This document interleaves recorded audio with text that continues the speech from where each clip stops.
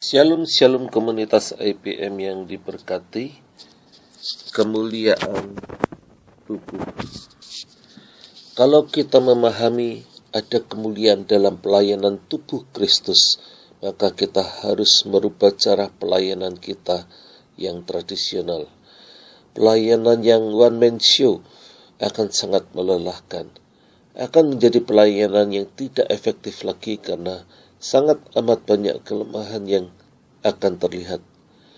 Mungkin Anda sendiri tidak dapat melihat, tetapi semua mata selain Anda akan sangat mudah menyaksikan, dan mereka semua memberi penilaian kepada Anda dalam kediaman mereka. Saya yakin penilaian mereka semua kalau diungkapkan isinya adalah ketidakpuasan. Komunitas IPM yang luar biasa. Saya saat awal merintis usaha, saya harus melakukan semuanya sendiri. Cari order sendiri, prospek sendiri, kirim quotation sendiri, follow up sendiri, order barang sendiri, kirim faktur sendiri, menagih sendiri, ambil tagihan sendiri. Semua itu sangat melelahkan dan kemampuannya sangat terbatas. Sulit sekali untuk mengembangkan karena hanya saya sendiri. Capek sekali hidup ini. Bahkan sehari saya cuma bisa tidur maksimal 4 jam. Sering saya sambil mengantuk-ngantuk menyetir mobil di tol. Bahkan sering saya terpaksa harus siram kepala saya sendiri hingga basah kuyup untuk mengusir rasa kantuk itu. Tidak cukup di situ. Tahun pertama kami masih mengontrak kantor, dan kami harus membersihkan kantor itu sendiri. Itulah harga yang harus saya bayar untuk merintis pekerjaan dari sama sekali tidak ada. Mungkin ini juga dapat menggambarkan bagaimana pekerjaan itu menjadi kurang efektif dan sangat melelahkan juga. Sulit berkembang ketika kita sulit mempercayai orang lain untuk berbagi tugas. Komunitas IPM yang luar biasa. Terjadi perbedaan yang luar biasa saat ini.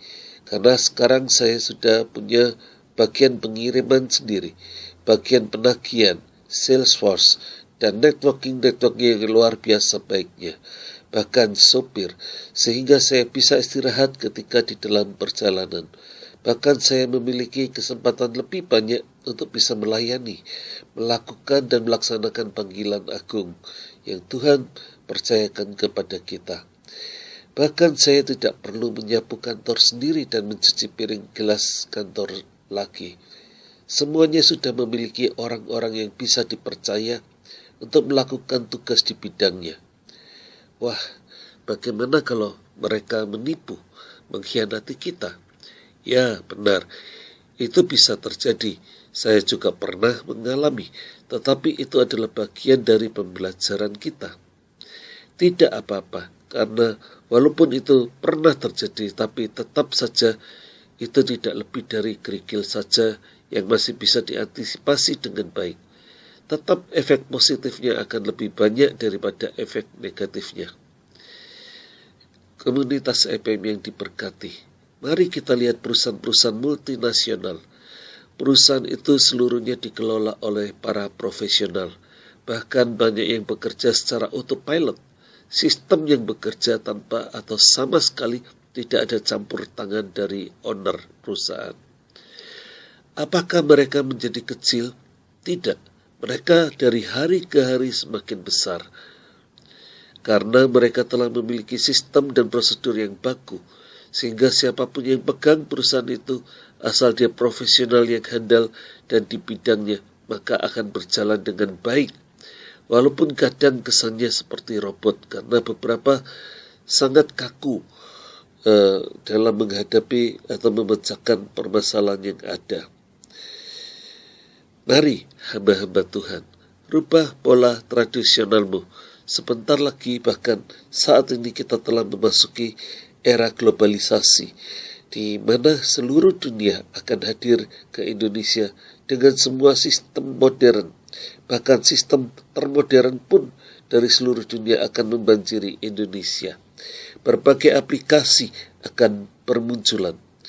Beberapa perusahaan tanpa perlu owner perusahaan itu hadir, sistem itu akan merebut pasar di Indonesia. Kalau kita tidak berubah, kita hanya akan menjadi penonton dan akan kehilangan banyak sekali momentum. Tubuh Kristus itu perlu dan sangat perlu bersatu. Ayo, buang egoisme kita masing-masing. Abaikan perbedaan doktrin dan bersatulah. Kalau antar saudara seiman saja tidak bisa bersatu, bagaimana Yesus mau datang untuk kedua kalinya? Stop membesarkan perbedaan. Itu akan menjadi roh pemecah belah. Perkuat kesatuan, maka mukjizat persatuan itu akan terjadi. Kemuliaan tubuh Kristus terjadi ketika seluruh umat percaya bisa bersatu, menanggalkan semua bentuk egoisme masing-masing. Jadi masing-masing orang harus belajar penguasaan diri, karena Roh Kudus adalah tertib. Belajar penguasaan diri, bukan memecah belah. Yohanes 17 ayat 11 berkata, "Dan aku tidak ada lagi di dalam dunia, tetapi mereka masih ada di dalam dunia. Dan aku datang kepadamu, ya Bapa yang kudus. Peliharalah mereka dalam namamu, yaitu namamu yang telah engkau berikan kepadaku, supaya mereka menjadi satu sama seperti kita." Ternyata persatuan tubuh Kristus itu adalah kemauan Yesus sendiri, kerinduan Yesus sendiri, doa Yesus yang terpenting, yang Yesus naikkan kepada Bapa pada malam terakhir sebelum Yesus menyerahkan dirinya untuk menebus dosa kita umat manusia. Ayat 20 berkata, "Dan bukan untuk mereka ini saja aku berdoa, tetapi juga untuk orang-orang yang percaya kepadaku oleh pemberitaan mereka." 21, "Supaya mereka semua menjadi satu, sama seperti engkau ya Bapa di dalam aku, dan aku di dalam engkau, agar mereka juga di dalam kita, supaya dunia percaya bahwa engkaulah yang telah mengutus aku."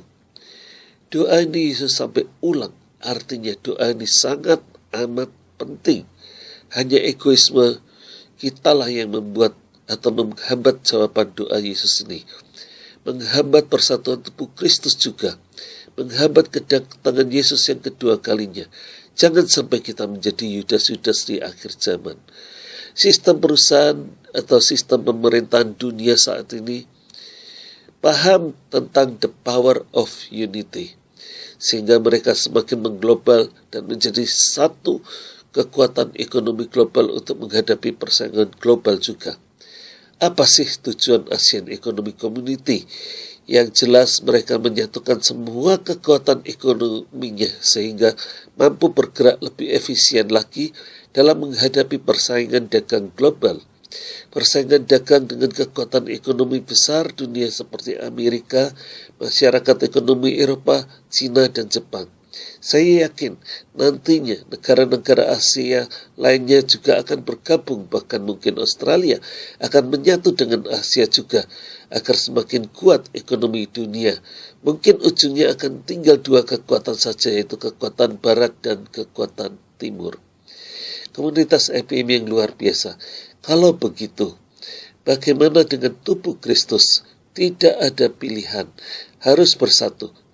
Abaikan semua perbedaan yang kecil itu, sehingga kita bisa bersatu dan memuliakan nama Tuhan, sehingga kita dapat mendatangkan kemuliaan yang Tuhan berikan kepada kita. Kalau kita menyadari di Galatia 5 ayat 23, kelemah 22 dan 23, tetapi buah roh ialah kasih, sukacita, damai sejahtera, kesabaran, kemurahan, kebaikan, kesetiaan, kelemah lembutan, penguasaan diri. Tidak ada hukum yang menentang hal-hal itu.